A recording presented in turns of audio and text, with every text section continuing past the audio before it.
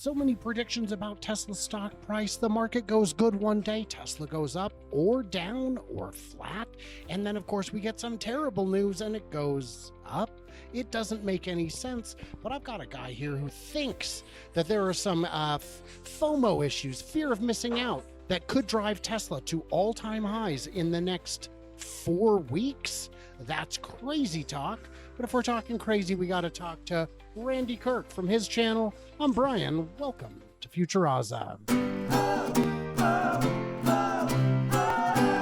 Okay, Randy, well, I am clearly in a cantina, which is where my Wi-Fi is. So we're going to just do this. FOMO, 4 weeks, big bucks. Talk to me about what we're talking about. Okay, so the theory goes, and this is my theory for many, many months now.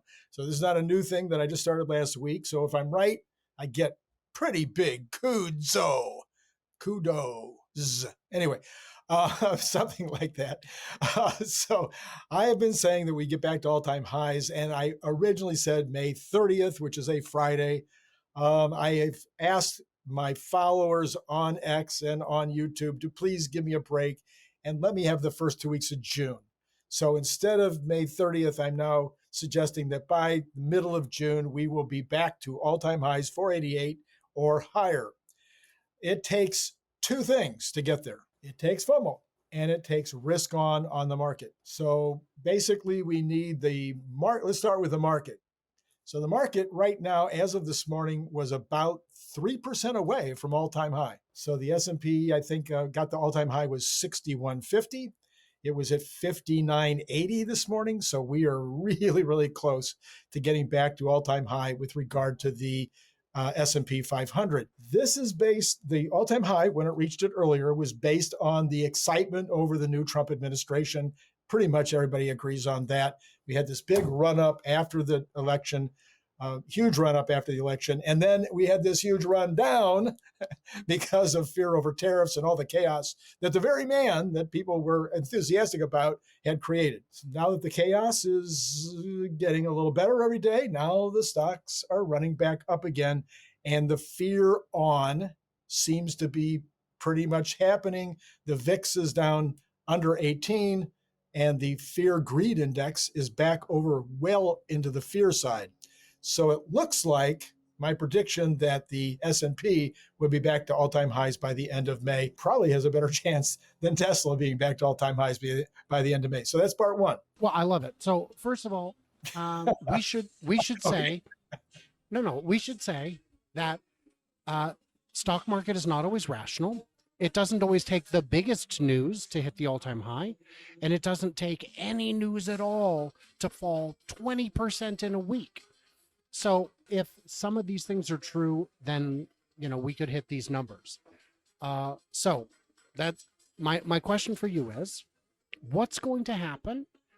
And I know you know the answer because we've discussed it in the next 4 to 6 weeks that could create FOMO for investors. Right. So the other side, so in other words, you can't get there. The reason I gave you the first half about the market is you can't get there on the FOMO of the stock alone, the company alone.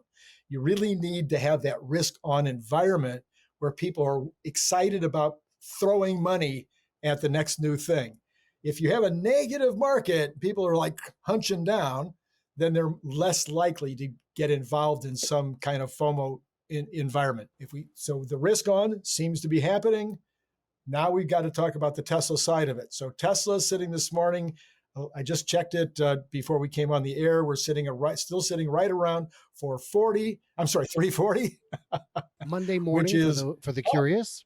Monday morning, yes, Monday morning, 440, which is way, way up from the 220 something, 224, I think, which was the bottom of this last cycle. And that would be largely because of this run up in the general market, okay? But partially due to the FOMO about robotaxi coming up shortly. When we hit the all-time high back in November, we had both things taking place. We had extreme risk on, and we also had extreme FOMO about robotaxi because people believed that the new president and his cabinet would go easy on Tesla with regard to the launch of the robotaxi. So that change in administration, the change in attitude with regard to allowing Tesla to put robotaxis across the country and not have to go state by state, that was the other half of the FOMO. So my theory for June 1st, June 15th, whatever, coming up here, is that the FOMO, as we get closer and closer to robotaxi actually launching, and or we do the launch and we've got some cars out there for a week or two doing their thing, not crashing into things. We get more understanding of how they're working, and we'll have all kinds of people sending videos, of course, of their rides in these cars. That the FOMO at some point will get us back to the all-time high 488. Okay, so let's fast forward a month. It's mid-June. It's the end of June. We've seen some robotaxi rides. Yes. We've seen the new model or models. Yes. So first of all, how confident are you that either or both of those will happen? So James Dalma, who I think probably, as far as someone who no longer or who doesn't currently work for Tesla, but who did work for Tesla in a very important position having to do with full self-driving, James Dalma was just on Herbert's channel the other day, and he said he has full confidence that robotaxi will be released next month. He based that full confidence on the fact that he's been driving around on the current FSD level all the way to Portland and back to Los Angeles, and then all the way to Austin and back to Los Angeles, had zero interventions in those two rides, and also driving around town in LA. So he says, look, I can see now what's happened here. The planning by the computer is farther in advance. So, we as humans, if I'm looking at the guy's bumper in front of me, I'm less likely to be able to make smart moves with regard to merging and whatnot. But if my planning is looking way out past 3 cars, 4 cars out in front of me, and also paying attention to my rear view and side view mirror, which the computer can do all of those simultaneously, now I can see I have time to get ahead of that truck up there before the lane ends, or et cetera, et cetera. We've all been in that place. And I know I've seen it in my limited driving that the FSD is so much more aggressive about being able to get into traffic or get out of traffic and make very aggressive lane change. So the other day there was a video posted where a Tesla was taking a long swooping left turn, a left curve, and it got really far to the right. And the driver was like, what's that about? And then he sees the semi coming the other direction, had just barely crossed over the center yellow line, the double yellow. And he said, what great behavior. And of course, some jackwagon in the responses said, any human should be able to do that. And I said, no. The A pillar is in exactly the right spot where you can't see the curve in the road.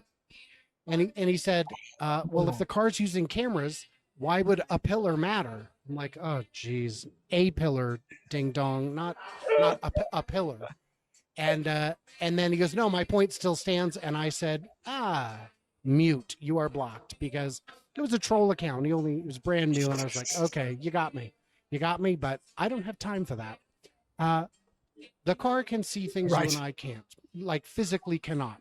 The A-pillar problem is a real one. There are intersections in the world that have been constructed at just the wrong angle, that when you try to look for cross traffic, you won't see it. Those scenarios exist. This can fix it, and by looking ahead, it can know what's going on.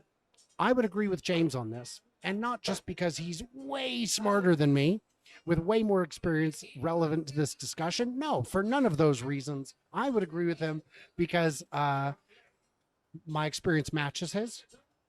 The fact that we haven't seen a new major update in so long tells me that they've been working on the last little things that need to be done so they can get it tested and ready for deployment.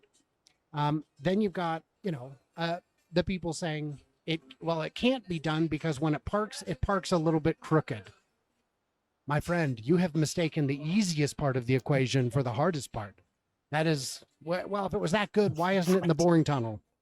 Because that's too small of a use case. We're trying to solve life's greatest problems. Don't ask me why my left shoe is almost untied. Come on.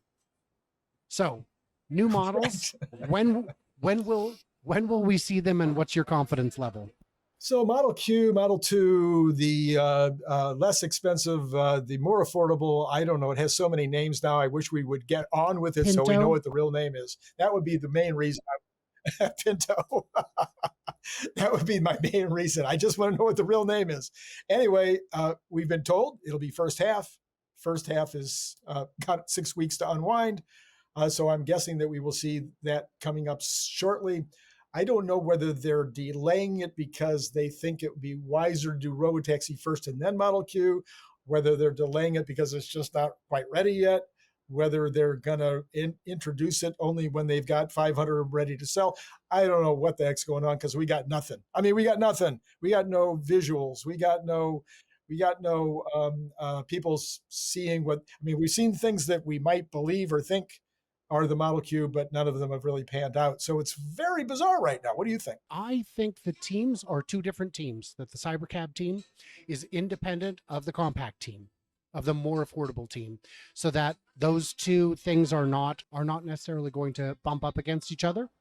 I also think there may not be a Cybercab event.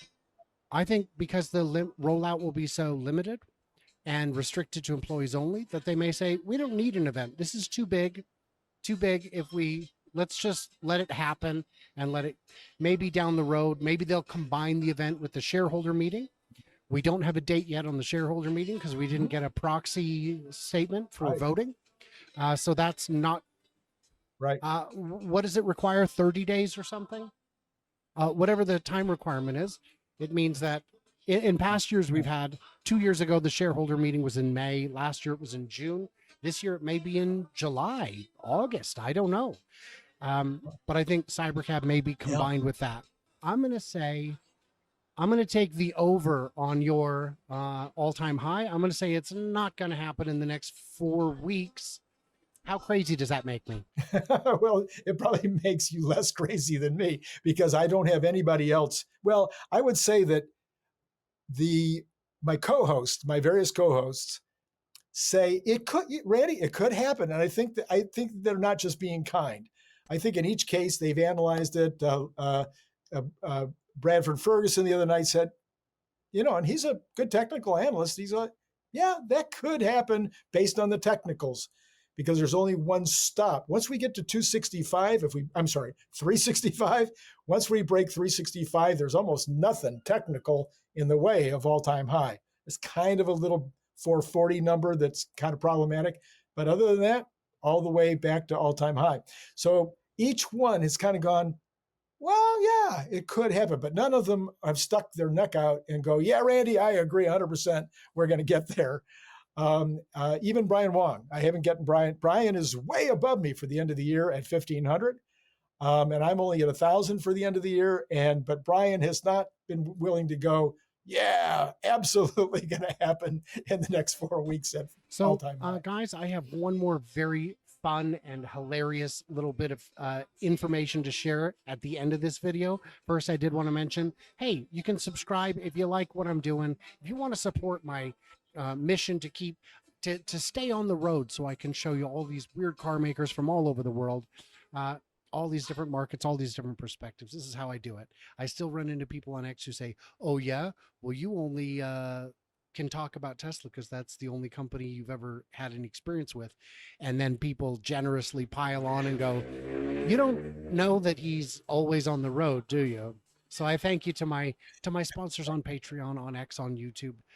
And sometimes you get bonus content. Usually when I'm back home and in the studio, it's kind of hard to do while I'm on the road. So here's my funny story. Grok has gotten so good, Randy. It's gotten so good.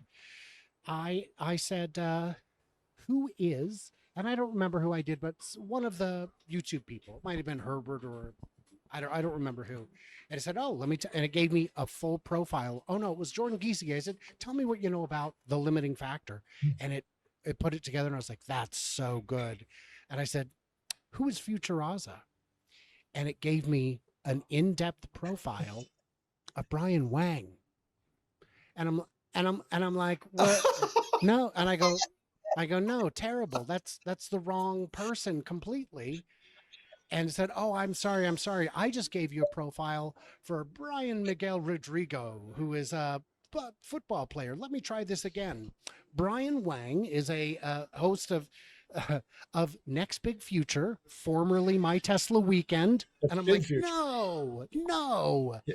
I said wrong, worse. You're talking about Brian Wang from Next Big Future. I'm Brian White from Futuraza, and it was so apologetic. I am so sorry. That is totally on me. I get it now. And then it gave me a pretty good profile, and I say pretty good. It was very good. I Okay. just, the subject material is limited, I guess. In Yeah, it didn't mention how handsome you were. I know. That was the thing it missed, it right? definitely didn't include that.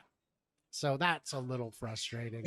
And it's like, wow. And I get it. When we're on a panel together, I sometimes can't tell us apart. It's like when you're playing a multiplayer game and you forget which character's you.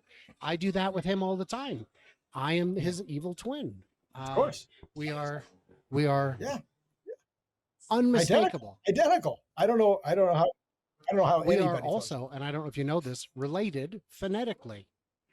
So that's, yeah, Yes, yeah, very, yeah. very true. We're on the Brian W team. Very true. Guys, in the Yes. comments, what did we miss? What did we misunderstand? When do you think we will hit all-time highs? And of course, check out Randy's channel. Find out what he's up to. Probably trouble. Who knows? Maybe by the time this airs, he'll be on a flight back to the mainland. Nah, keep him. Keep him. And everybody else, stay tuned, stay juicy, and I can't wait to hear it from you, clever robots on the flippity flop.